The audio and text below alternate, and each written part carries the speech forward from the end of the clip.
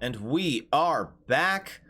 Okay, so we have two separate groups that we're going to be talking about. Em, what's up? The desktop audio is not back on. Good point. Now you can say some things and be heard. Yes, right. Okay, cool. Thank you for reminding me. I've got a million things to keep track of when I play this game. So let's go ahead and start with the group that's staying behind. So I'm going to go ahead and remove, you can't see it at the moment, audience, but I'm going to be removing Charlotte from the combat tracker, as well as Lore. And Swoops. And Swoops. It's okay. We can't see it either, so it's fine. Awesome. And now I'm going to take your little tokens off as well. And let's delete the Swoops. Swoops is still sitting right by the throne. He comes with us when we leave. Yes. Okay. So, getting back into the game board. Left at the shrine, having taken a short rest but not a long rest, we have Meepo, Calder, Kreetha, and Stinky. So let's talk a little bit. I know that Kreetha is very much interested in taking a nap here, which means we might move on to the other group pretty quick. But let's talk a little bit about what happens in the interim. Meepo is still looking very, very, very forlorn. He keeps sort of walking towards the door that Charlotte and Lore left, and then turning around and coming back, and then walking. He's pacing sort of back and forth towards the door, and then coming around and coming back. Let's talk a little bit about what Calder is doing right now. Calder is... He is not in a healthy headspace, so he's like fiddling with the ring, casting a spell into it, and like trying his best to find a sense of mental peace and stability so that he can sleep. What's Kreetha up to? Kreetha's coming up to both Meepo and Calder. Oh. Hey, both of you. Yes. So are you staying here? I don't think the work is done. Yes, I agree with you, at least on my point. I know my work isn't done, but those are your friends. Don't you want to go with them? You can always come back. I want to go with them more than anything. Then why don't you? Because Lore is being an utterly belligerent bitch, and if I were to force the issue, she would kill me. Meepo was nodding sadly when Calder said, "I want to go with them," and then nods emphatically after "she would kill me." But you are here. It's not a good situation. No. And kobolds fight very together. You'll notice that he's kind of regressing back to his draconic. His syllables are a little bit more sharp and a little bit less easy to comprehend. He's upset, so his natural accent's coming out. Yes. When kobolds fight each other, no offense, goblins win. My kobolds were in war with goblins in my citadel. And kobolds need to be working towards the same goal. If kobolds fight each other, then kobolds die. No, that's understandable. Usually from goblins. That is understandable as well. Although, We did not meet many kobolds. There You- weren't many around. You are- It was dwarves, it was orcs, it was never kobolds. Your accent is unusual. What is your tribe? We are outside of, we used to be with, what's the name of the tribe? I can never remember it, even though I've written it down like 15 times. If you're the one that I suggested, that would be the Yes. Batiri. We used to be part of Batiri, but we split off. Calder will sit bolt upright. You're Batiri? No. Mm. Like ancestors, yes, but You're from they're Chult. not very civilized, and we wanted more. You're and from so we Chult. Your left. people are from Chult, is what you're saying. The swamps of Chult, yes, the swamps. From what I understand, it's like 80% swamp, and the rest of it is covered in the undead and dinosaurs. Yes. What? That is why. What's dinosaur? I don't know the specifics. I just know that they're very big and scaled, but not dragons. I don't understand it. Yes, Like not the moment you said like, big and scaled, Meepo goes, oh. not like But not dragons. dragons. Like you know the lizards you see when you go close to the surface, and they're running around and they have the They're that, like- but more upright. And like bears, and like they're apparently like angry bears, only big and lizards and not bears. Not bears. Not bears. Okay. Well, I just know it's a prison island. that is another reason we did not want to stay. It's I know essentially not, Faerun's, it's essentially Faerun's Australia. It's where they send people where they want them to die. We did not stay on the island. My ancestors escaped, but we are not far from island. We found the first swamp we could make it to and stayed because home. Oh, okay. That's But- fascinating. It doesn't mean much here. Perhaps we should sleep. I know hard, but perhaps we should sleep. Try to rest. There is still work to do. We should do it. Perhaps if you take this time and do the work well, you will earn the favor of your friend again. We don't have I was Charlotte Laura to was- bar the door. I will. I can only maintain this while I'm concentrating on it. Is it possible to get a long rest while maintaining a spell via concentration? Absolutely not. Okay. Also, how long is the concentration duration? Up to like 30 minutes, or so up to an hour, I think. Well, we can bar a door, and I pull out a crowbar.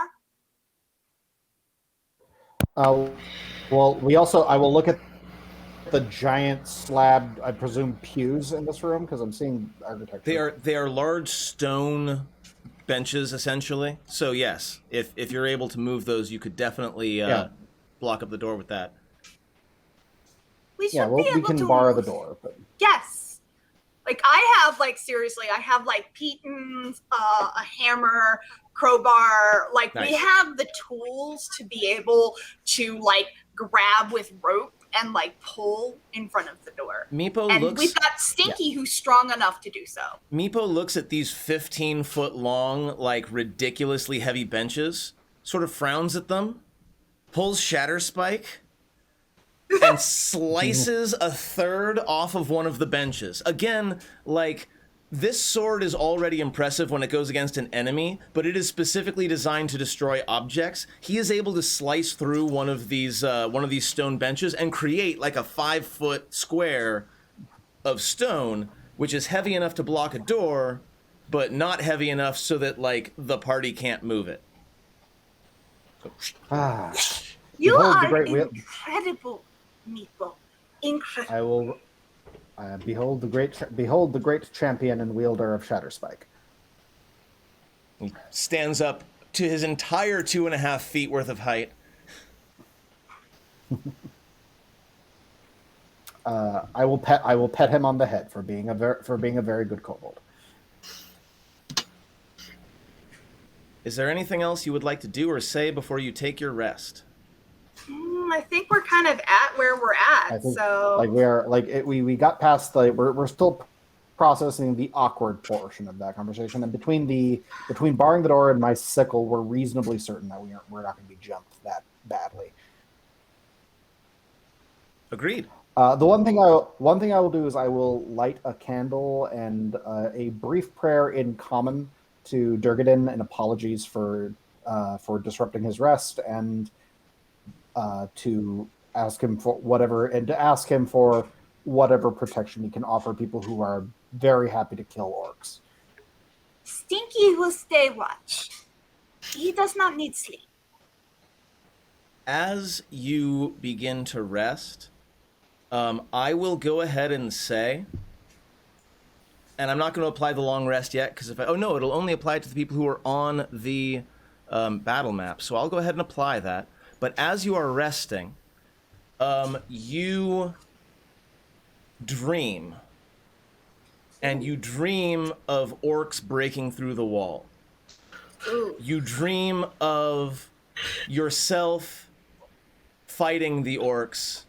You dream of many small victories, but in the dream you know full well that it's a futile fight, but you rejoice in every victory you're able to manage as the orcs push you and your dwarven friends further and further back. When you wake up, I'm going to give all 4 of you, including Stinky, 5 temporary HP. Woohoo! As Durgadin's spirit, such as it still is, conveys a small amount of protection in the trials to come. And with that, we're going to move on to Lore and Charlotte. Now, I'm not showing the map, although I probably should pull up the map of the Glitterheim, but I don't know that it's really that important. We can theater of the mind it. It's fine. So you exit the forge, you make your way back down the stairs, past the now destroyed dwarven statues, or at least the axes have been destroyed off of them. You make your way back down, and you find yourself at the iron door, which is still permanently broken open, and just still absolutely surrounded by bodies. Yep. And ashes, and a giant chasm where you fell into the Roper's den. Any words or actions as you move through the Glitterheim towards the north door? Imagine, so Or not north north door, the North Passage.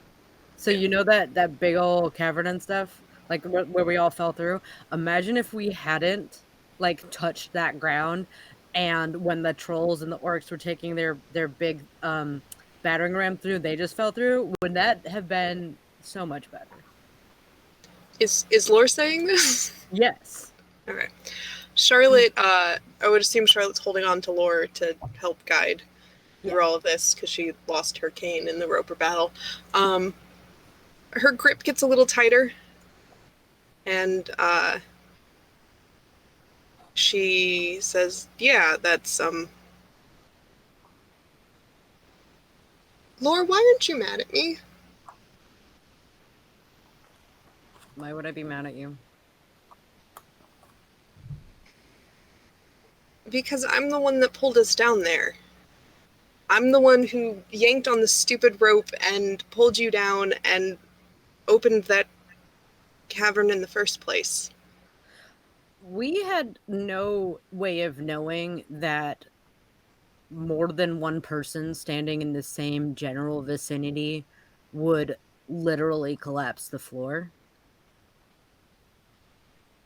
Because all that happened was there were 3 people of approximately average size in one area and that collapsed the whole floor. So that could have happened whether or not you pulled on the rope. That could have happened just by us standing there. All right. Well, then. You didn't cause that. That just happened. By an act of God. Yeah, but an act of God didn't make us go down the chimney. I made that call. Yeah. Yeah, and I don't know, maybe we went things... down the chimney and we were fine going down the chimney. Were we fine? Once we got down the chimney, we were fine. Nobody got hurt on the way down the chimney. Yeah, but I saw through swoops that they had people in cages, and I just made a bunch of fucking assumptions, and then we got in there, and everything was a whole lot messier than it appeared to be. I could have gone smoother. There were definitely some choices that were made that, if they weren't made in that particular way, that fight could have just been a bunch of stabbing things to death while they were sleeping, instead of any sort of actual fight.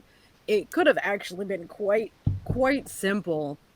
In reality, they were asleep, and doing a killing blow on a sleeping thing, it's a lot easier than doing a killing blow on something that's like awake. Yeah, but You didn't wake anybody up. No, but Laura, I feel so bad. I saw humans in a cage and orcs sleeping around, and I made the assumption that the humans were the victim there. And then we got down if I there. remember correctly, they were calling for help. They were, which is kind of stupid, considering there was no way that the humans in the cave would know. Like, they were calling for help before we got down there. There was no way that we would have, that they would have known that there was anybody out here at all. At all. Laura, what I'm trying to say is that you wouldn't have had to kill those orcs if we had just gone in the front door and let Clarion talk to them like Clarion wanted to. Well, I mean, yes, but you weren't the only one making those decisions. I made the call, though. I started down the rope. Yep. You started down the rope. Yes, that is correct. And but that doesn't mean that that fight couldn't have gone differently. And honestly, I think it could have gone smoothly if certain decisions weren't made. I feel bad that you had to get your hands bloody like that because I made assumptions. I feel bad that all of this happened. Cleaner bloodied, personally, but yes.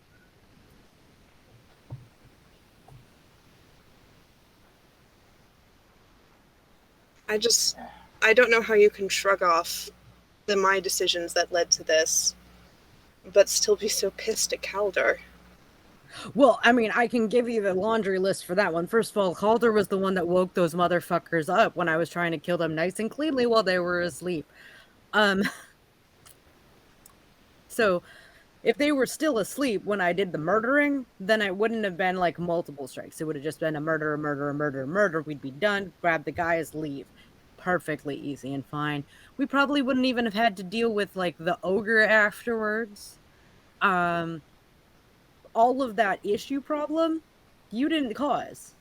You 100% did not wake up sleeping orcs before I killed them. No, but I wanted to. Why? To talk to them.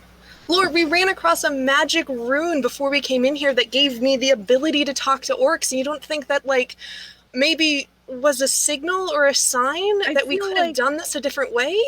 So you definitely saw a bunch of, like, humans in a cave that were 100% calling for help, and a kitchen and some sleeping orcs, and you didn't think, oh, they're hostile, considering all of the other things that we've seen and heard from, like, the guy and his crazy-ass wife, and, like, those miners. That's the thing, Lore. We knew they were hunting orcs for trophies. I feel bad that I didn't assume... The orcs were actively hunting them, which is why they were hunting them for trophies. I just feel bad about how all of this turned out. This is not how I thought being a wizard out in the world was going to be. I mean, normally being a wizard out in the world isn't like this because a fair number of wizards don't actually travel, don't actually adventure. You have heard the stories of, what was his name?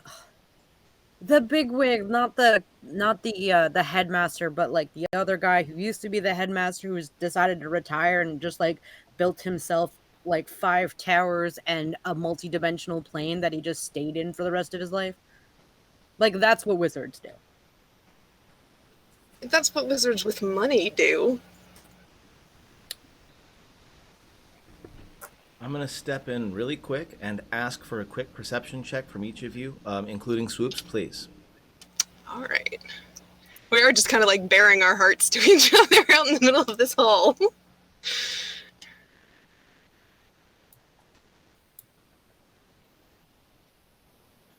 Yeah. Excellent. All of you, excellent. So, as you're talking and walking, and not being super loud, I imagine, you're not yelling, and in fact, the volume has been pretty low so far, you notice that it kind of feels like the Glitterhame is holding its breath.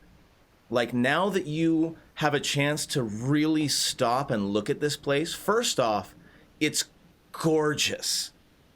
Like, once you leave the bodies and the cracks in the floor behind, this place has an unearthly beauty. And it seemed really dangerous, like, because the moment that you got in here, you were attacked and attacked and attacked. But now that it's gone quiet, and I mean like deathly quiet, the place feels like almost you're on the other side of a sea of stars. With the bioluminescence, with the weird natural sculptures. And you notice very specifically that you are not being attacked or accosted or anything. You know for a fact that there are other Sturges up there. Right, like even those aren't moving? It feels like after the massive violence of the battle at the door, all the fauna in here has decided to give you a wide berth, and it makes the place feel a lot less hostile and a lot more calming, a lot more just absolutely beautiful. Anyway, go ahead and continue. So I just want to clarify, it feels exactly the same to Lore? Probably, yeah. Yeah, okay, cool. And I was gonna say, like, the air might feel calmer, but Charlotte doesn't know how beautiful it looks. So really, yeah, Swoops is enjoying the hell out of this place. Yeah, and Lore, like, never thought it was dangerous at all. So. As you make your way back, you find your way to the stream that you crossed several times on your way down, and you don't cross it this time. You make your way north to the passage that Kretha pointed out. So we had to go through the whole thing in order to get back to the stream instead of just going the easy way. Not quite. You're able, again, I don't have the map out, but you're able to sort of skirt the edge of the Glitterhame and head up north to that passage. But you are able to see, Charlotte isn't, but the stream that you passed by on the way down. Okay, so we had to like tiptoe through like the rough terrain of the Glitterhame to avoid the giant ass cavern on the floor in order to go north towards the or are we going down and around? You're kind of we know where the exit is. We walked in that room. You're kind of skirting the edge of the Glitterhame. Yes, you do have to go around, but the crack in the ground is only like 20 feet by 10 feet, so you can get around that. We're giving it a much wider berth because if we stand too close to it, it might drop again, and I'm not gonna go deal with that whole shit. And also, to be fair, a lot of the difficult terrain of the Glitterhame isn't difficult terrain anymore thanks to lightning bolts. But maybe some of the fire spread a little bit. But yes, so no, you are able to sort of stick to the edge of the cavern as you make your way up, unless you want to go through the middle of it, which you are absolutely welcome to do. I think we're sticking as close to Kretha's directions as possible, right? We will be safe in our walking through the areas where we have to walk through. but also in a way where we don't fall. Like, we're going to avoid places. We're probably going to walk through a lot more of the difficult terrain because I think the difficult terrain is less likely to be a sudden sinkhole. And I'm going to not trust any place that doesn't have lots of random ass shit in it right now.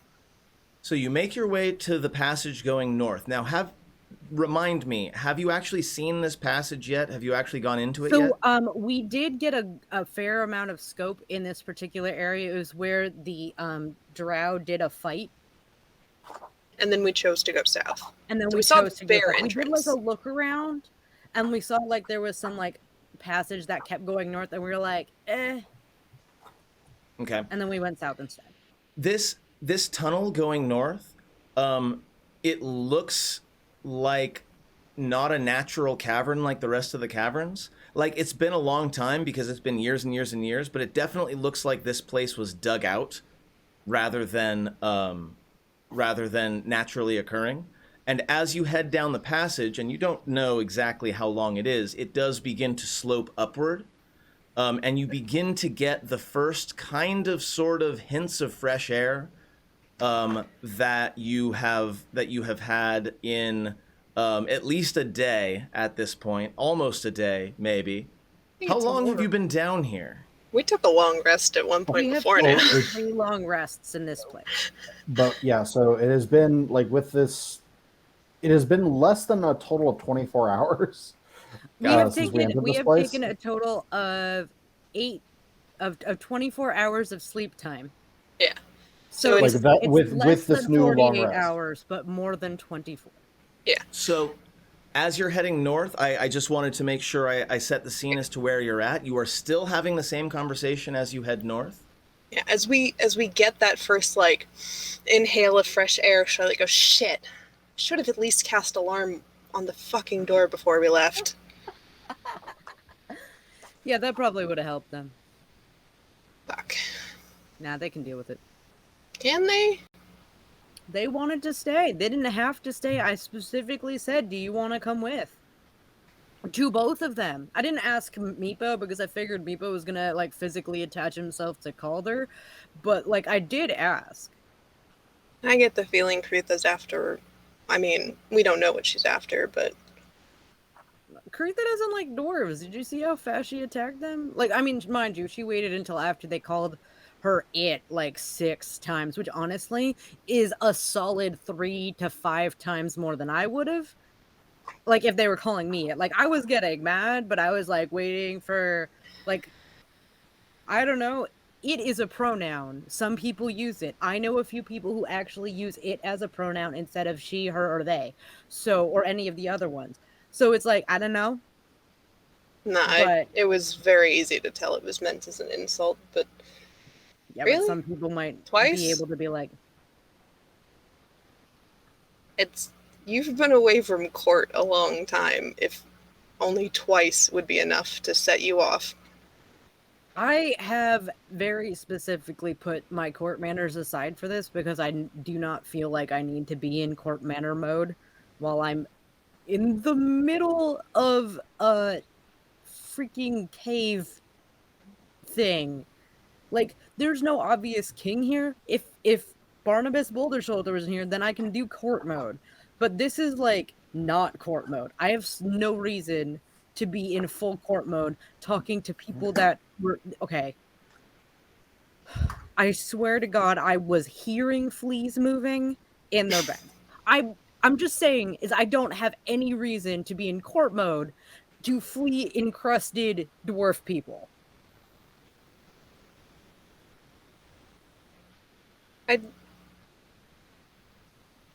Lord, did something happen between graduation and meeting each other back at Barnabas at Citadel Atbar? I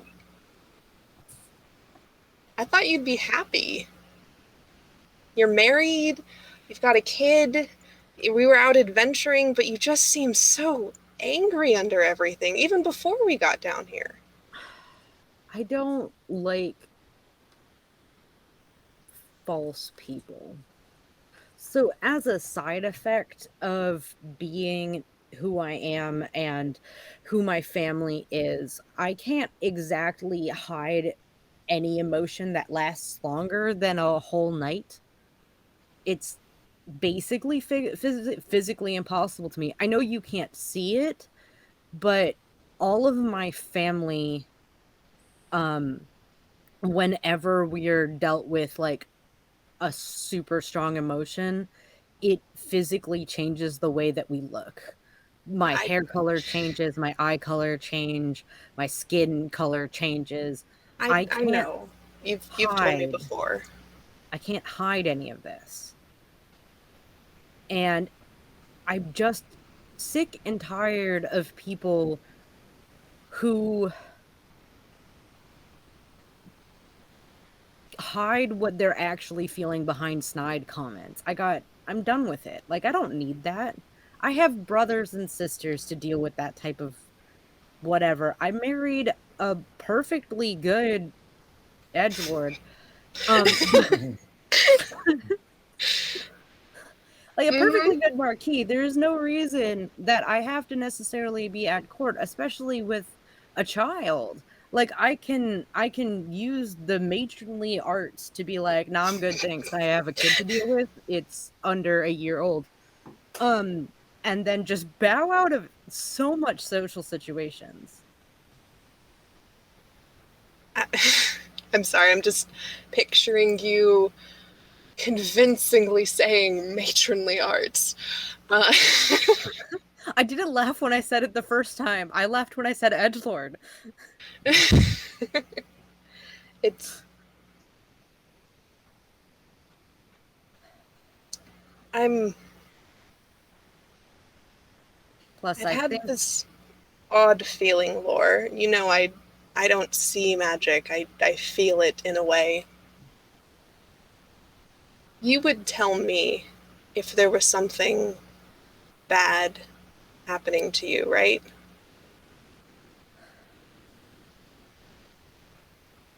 I would tell you if there is something bad happening to me that hasn't happened or hasn't been happening.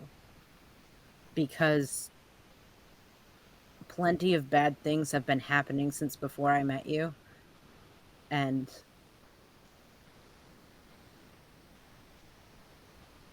honestly, I've been able to deal with them this far, so. Charlotte. Charlotte's holding on to Lore's arm. Hey, Rob, I know you don't want us to toss dice at each other, but I'm totally 100% fine for Charlotte to drop an insight check here. I was trying to decide whether or not Charlotte would try to sleight of hand, like detect magic on Lore. Like identify her as we're walking. I mean, I'm fine with it. I am okay with this type of PvP. So it would be hard because unlike a sorcerer or something, Charlotte doesn't have a mechanic for casting subtly. So it would be entirely up to sleight of hand and whether or not the DM would even let me try. Because mechanically speaking, I don't have an avenue to do it through. I'm fine with it personally. So Detect magic has verbal components, yes? I'm going for identify, which let me double check. I don't think identity does. It's Identify does have it's verbal, got yeah. verbal, somatic, and material. So never mind. I don't think she can do that subtly.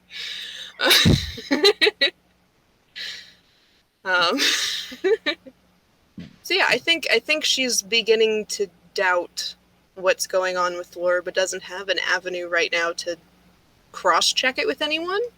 So I think she'd fall silent for a little bit as they're making their way north up the hill. I think she'll send swoops ahead a little bit because she's starting to get a little nervous about not running into anything yet. I need another perception check. This is not sight-based, so Charlotte, you can handle it no problem. Okay, but swoops has advantage if it's sound-based. It's not sound-based. Not sound-based, okay. Just normal.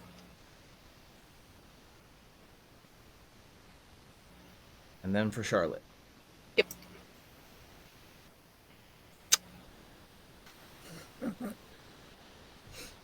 So, yeah, it's still eerily quiet. You're making your way up. You're getting that sort of fresh air smell.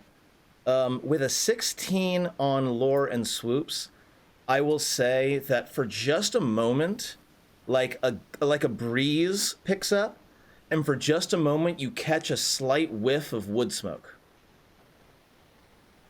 And then it's gone. Okay. Okay.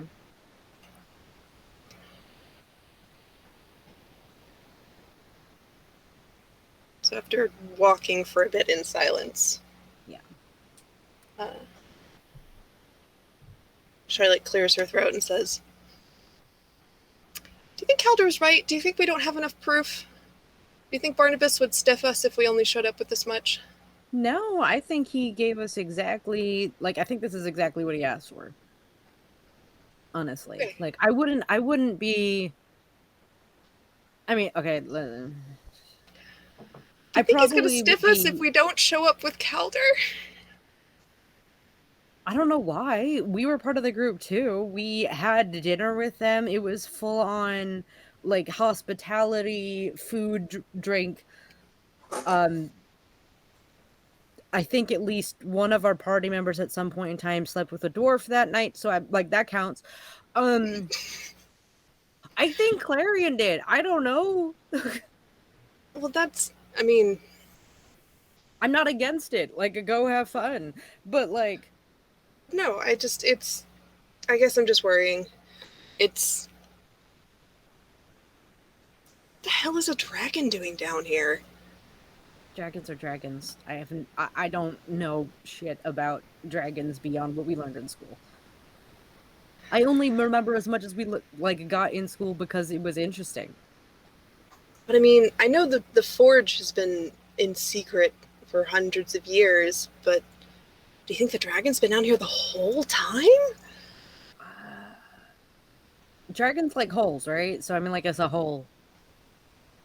Yeah, I guess. I mean, what has he been feeding on? I mean, I guess there's the lake and there's fish, but like, wouldn't the villagers have noticed if a fucking dragon was walking around? No, those villagers are fucking stupid. Literally. They did not know how to mind their business. The farther we're walking, the less this is feeling like the right thing to do.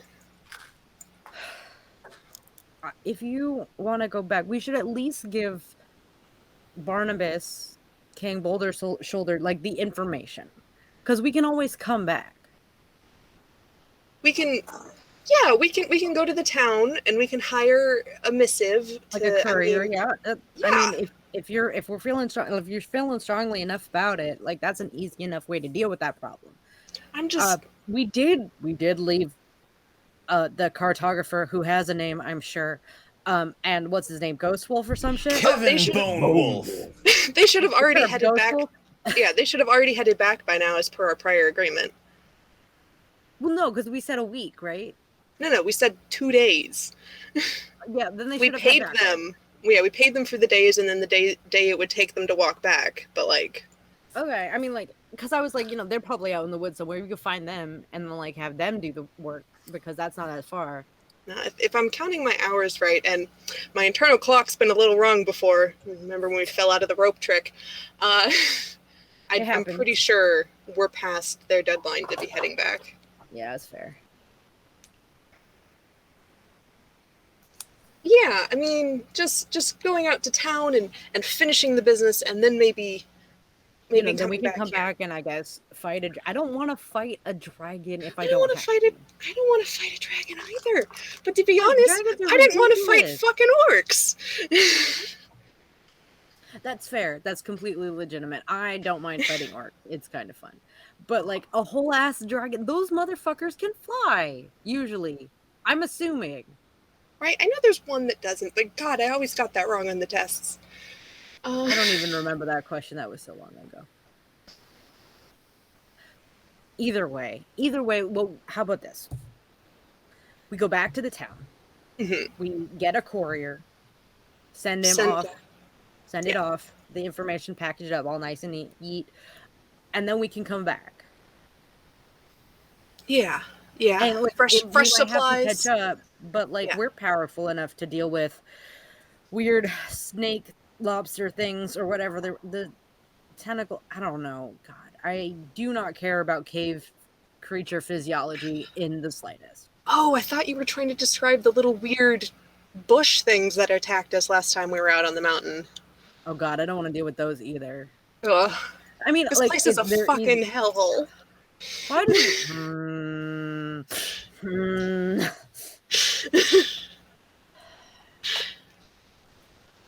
Okay, go to town. Step one. Go to town.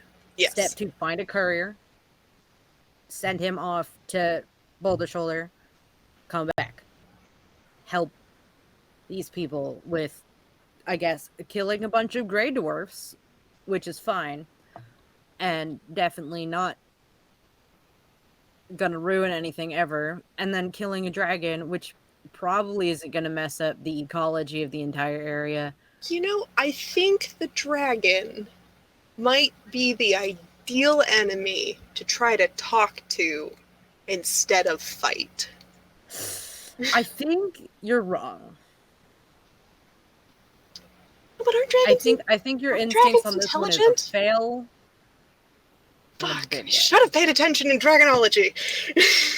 If I remember anything from the dragon class, was that the colored ones, the ones that are like the chromatic ones or whatever, are the bad ones, right?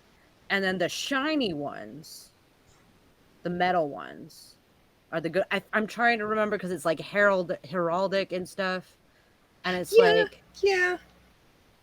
they match they match up. I remember, but like one set was like good. I think it's the shiny ones. I think the shiny ones are the good ones, and then the ones that are not shiny are the bad ones. Shiny good, like money good. Not shiny ones bad, like blood. Not shiny. That's how you remember it. That's your. That is how I remember it. Look. I think Dragons Charlotte are color coded for your convenience. Yeah, I think Charlotte laughs a little louder than she intends to. As a note, I'm gonna let this go as long as it's gonna go. So just let me know when the scene is wrapping up and we can move on. But I'm not interrupting this other than right now for the life of me. I think that was a good point. I figured that would be about the time that we get to the door. Excellent. Or whatever end to this tunnel there is. So for the first time in almost but not quite 24 hours, you see sunlight. It's bright and I don't like it, and I wish I brought shade. It's bright and irritating, and it actually takes a moment, right? Almost like Plato's, allegory of the cave. As you emerge, the first thing you notice is the sunlight blinding you. We're going to say, given the time involved, I'm going to do some quick pretend math. I'm not actually doing math. It's probably somewhere in mid-morning. We're also faced north, and usually the sun rises in the southeast, so we're good. You come out into the open, and the first thing you notice is, you know how when you first got to the Stone Tooth, there was one big pillar of smoke that kind of sort of directed you where to go and ended up being a giant cook fire? Mm-hmm. There are dozens of campfire smoke columns as you come out. You exit the cave and you see just column after column after column. So we're still like halfway up the Stone Tooth, right? Where this lets out? Yes. We're not back down in the valley. Well, let me think about where this actually exit, because this is not the chimney, right? This is a different exit. You're definitely lower on the Stone Tooth than you were, but you're still above the forest line. Okay. You are still above the forest line. Okay. And the first thing you notice are, like I said, dozens of columns of smoke. The second thing you notice is pockets of forests that have been clear-cut. Like since we were last outside? Like since you were last outside, bunches and bunches of trees have been cut down. And give me a perception check. This is visual, so I'm gonna need Swoops and Lore only, please. Cool. Hey, come on, Swoops. Hey, come on, both of you! Absolutely fantastic. So, Lore, you know what an army looks like when it's marching. Yeah, unfortunately. This is not a small encampment. And when it comes to creatures that straight up destroy forest as they are marching, you're pretty sure with a 21 that you're looking at an army of orcs. Yeah. Not the small encampment that you first saw when you came in. You're talking like, given the number of columns of smoke that you see, you're probably looking at an army of thousands. Yeah, can I actually roll a history check Please do. for that? Because I have some speculations. I'm going to go ahead and pull this irrelevant map down. Yeah, I'm super great at this. Okay. You've we got just some been very dealing with- irrelevant speculations. Okay. So here's my thoughts, right? Orcs don't normally cut down trees. Orcs absolutely do cut down trees. Right. Oh, with the so six. orcs. Okay. Oh, right. I have a stick in history. Orcs don't normally cut down trees because they normally run in bands that are like tribe oriented, that are not necessarily like the like, oh, we need to clear a whole bunch of place to get things. They usually work in the space that they're given. The fact that we have them cutting down trees means this is not just orcs. Well, we have seen ogres And we saw the ogres with them. with them. Let me get a Yeah. history check from Charlotte as well. I'll Sure. describe what I'm seeing to Charlotte. Yeah, and like Swoops has given me the play-by-play of what. Fuck yeah! That was a 24. I'm not showing the table right now, but that was a 24. So yes, Charlotte, first off, you know that orcs absolutely clear-cut forests because they hate elves. Secondly, ogres are usually muscle, but lore isn't wrong that orcs don't often have a singular goal for thousands of them without something driving them, either a very powerful war chief or some kind of alternate thing. Other force, yeah. But with a 24, you also realize that this forest just got about 10 times more dangerous than it was when you first got here. Like, the Yeah, one this thing isn't- about orcs is they are militaristic to a fault, to the point where if there are thousands of them out there, then that means there are dozens of scouting parties Yeah. combing the I'm gonna desert. send Swoops up just to real quick check, are they completely surrounding the stone tooth? So Swoops goes up, Fucking stone tooth. What? and Why the stone tooth? The stone tooth is the mountain. Yeah, Where but we're why? at. wait, hold on, why are the orcs there, or why? Yeah. Good. This is lore. Lore is like, Okay. but why are they here? That makes no sense. Well, I mean, and Charlotte kind of, while Swoops is going up to do his check, because I'm assuming he has to go further than 100, so he'll take a little bit to come back. What Charlotte's if they're gonna waiting for like, the dragon? this is one of the sites of their greatest conquest in history. This is where the orcs defeated the dwarves. If they were looking for it, it makes sense that this would be a rallying point for military might, right?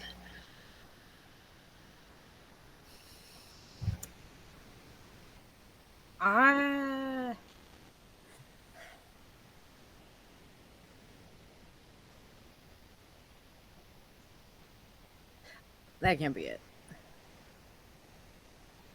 What if what was here was just a scouting party and we pissed them off and they sent for reinforcements? Then I want to say that I want their couriers because I have a letter that I need to send to to Barnabas Boulder Shoulder, and if their couriers can get that many people here this fast, then fuck, I need them. So now you want to be diplomatic with orcs. Now. No, I just want to take their couriers. It is unrealistic to believe that these orcs only just now were informed. It's Were much called, more yeah. likely that for whatever reason, and Lore is not wrong to be skeptical as to why they're here, but the fact of the matter is they're here. And they're surrounding the whole thing. Swoops They're can not see. surrounding the entirety of the Stone Tooth, no. However, so Swoops is going to take some time to go around. Mm-hmm. How far is Swoops going to range? I know that bats can I'm fly gonna- pretty quick. Yeah, I'm telling him to go up until he can see out far enough, not out any further. Okay, so he flies up and up and up. The fires and the smoke are like a wedge in the north. So there's like an arc that is converging on the Stone Tooth. Swoops can't see past the southern part of the Stone Tooth unless he flies like really higher than bats are generally comfortable flying. Like that's eagle territory. Yeah. So he doesn't know necessarily what's going on to the south. But it looks like there is a definite edge to where the orcs are in the north. It does look like the orcs are coming from the north down towards the Stone Tooth.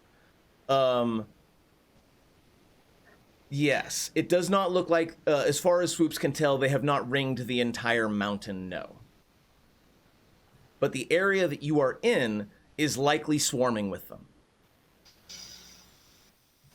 And in Like if fact, we go- as Swoops is sort of flying around, because orcs tend to cut down trees, it's not totally impossible for Swoops to see a few of them sort of milling about like goddamn ants.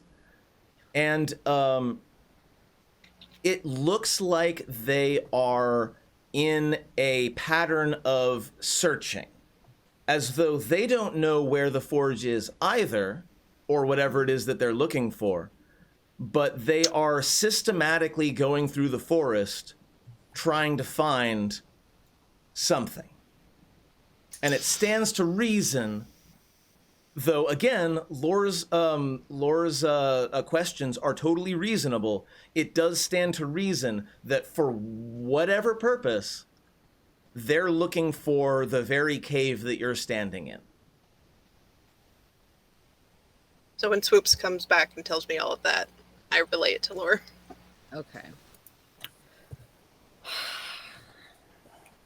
We can't let them get their hands on the map we have. Yeah, that's true. Okay. Do you have any like earth-based spells?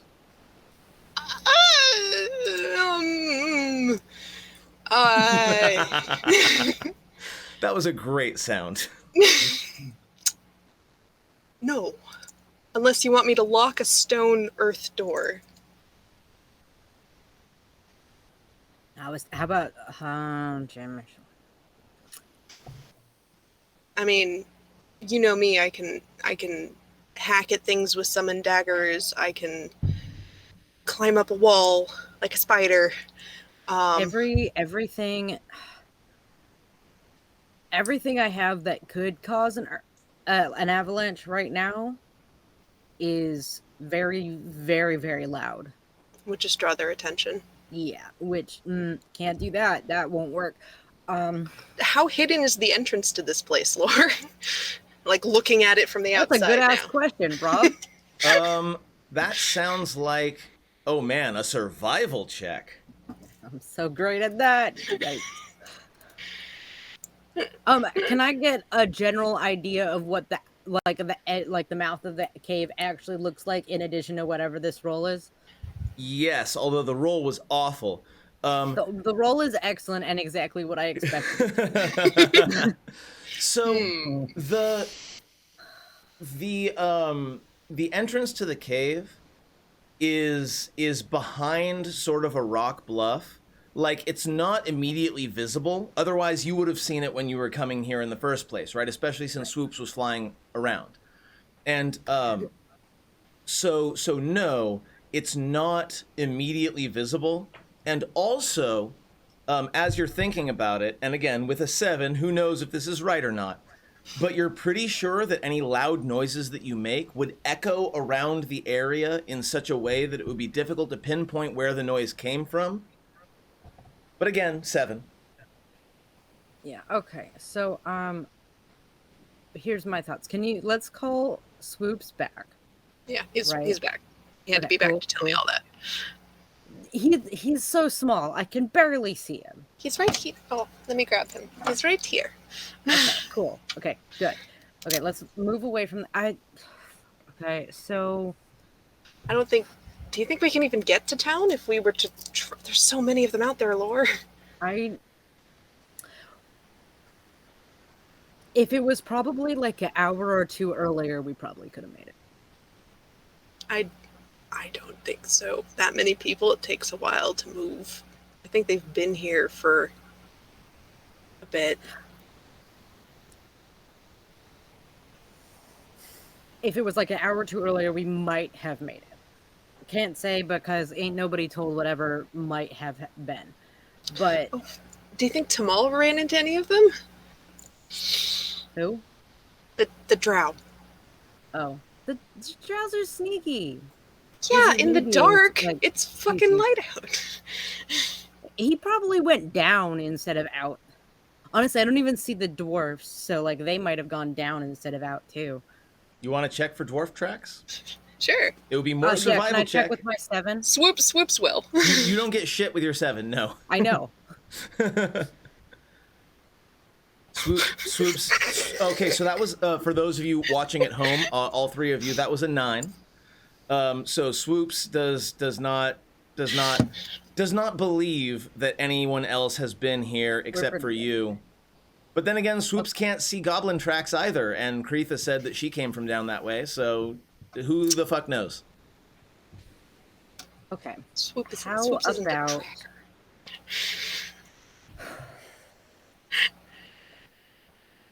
Okay, I have an idea. It's not great. Mm-hmm.